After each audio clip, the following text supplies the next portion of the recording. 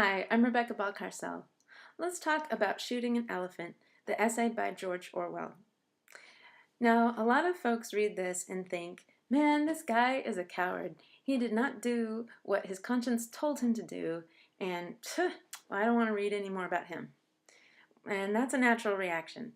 It's true, he does something that he himself knows is wrong, shooting the elephant.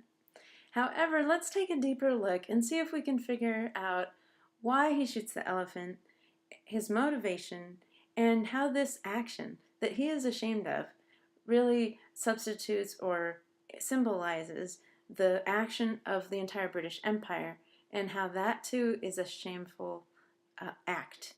So he starts out by being very frank with us and revealing some of the uglier aspects of the empire. He mentions the jails and the cages people are in. He mentions that there's anti-British feeling among the populace, which is natural because they're being ruled over by this British Empire. And Orwell himself thinks that that's bad. He's on the side of the native people. He is the enemy of these people, even though he's philosophically on their side. So intellectually he's on their side, but physically he is a police officer in the British machinery, and he has to be a cog in that larger wheel.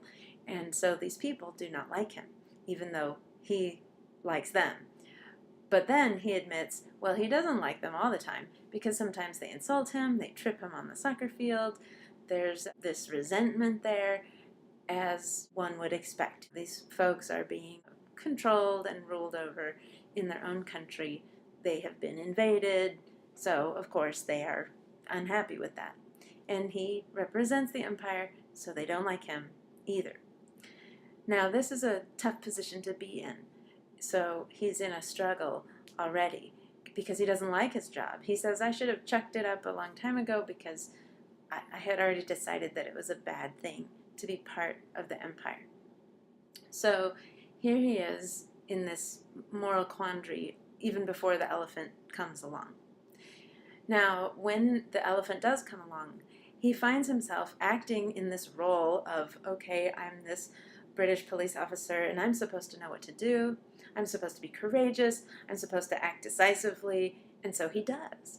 And he ends up fulfilling the role instead of following his personal will.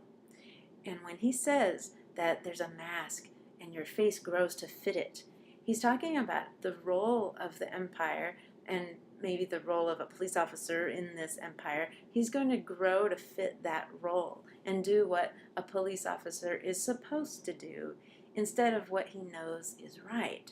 So being in the role he is takes away some of his personal freedom, or he feels that it does, and he explains that he's rather young at the time too, so maybe as an older person he might have been able to courageously make a different decision.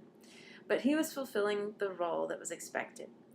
Now the whole empire is doing something similar. The British ruling peoples in Burma and other places like India find themselves acting out the puppet role instead of actually being human beings and following what they know to be right. Everybody's kind of caught up in this system, and because the system is bad and wrong, then people in it start acting badly and wrongly in spite of themselves because they're filling the role. So he's pointing out that when a person becomes a tyrant, in a sense, that person is giving up their own freedom because now they have to take on that role of tyrant.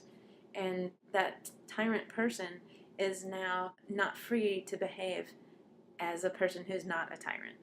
So the whole empire is being examined here through the lens of this one officer and his one experience.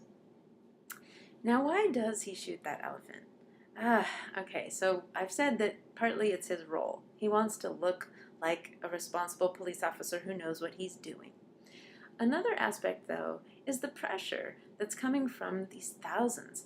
Now, not just tens, hundreds, but thousands of people gathering around him, expecting him to act a certain way.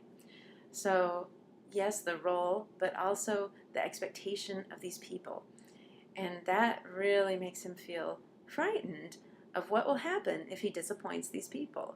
He uses the word theater a couple of times. He talks about this whole drama unfolding and that people wanted their bit of fun, just like an English audience would want to witness some event like this. Ooh, an elephant's going to be shot. Everybody's excited. You know, it's like reality TV shows. People are titillated and they come to watch this big event. So what if he disappoints them? He's actually afraid of what will happen. And he also does not want to be laughed at. And he says this a couple of times, including the last line of the essay, where he says, "I did it to avoid looking a fool." And he's referring again to his role as a white man in the East.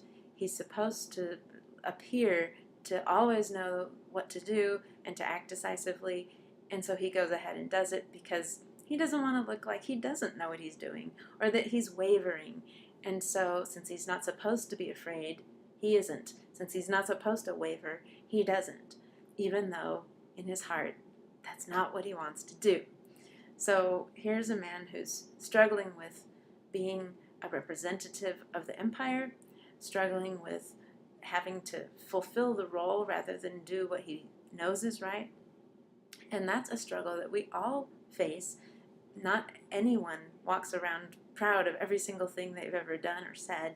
So here's his confession of something he is ashamed of.